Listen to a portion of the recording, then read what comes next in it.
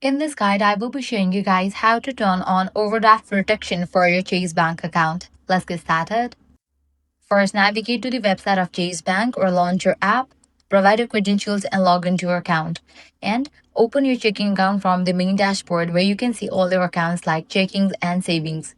Tap on checking account to open the details page, then look for the option called Manage Account.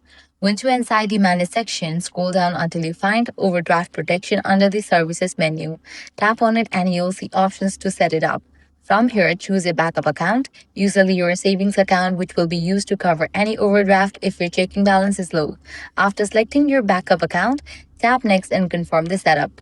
Once completed, overdraft protection will be successfully activated on your account, helping you avoid declined transactions or overdraft fees. And that's it. This way you can easily enable overdraft protection for your Chase Bank. If this guide was helpful, do not forget to like, share, and subscribe. Thanks for watching.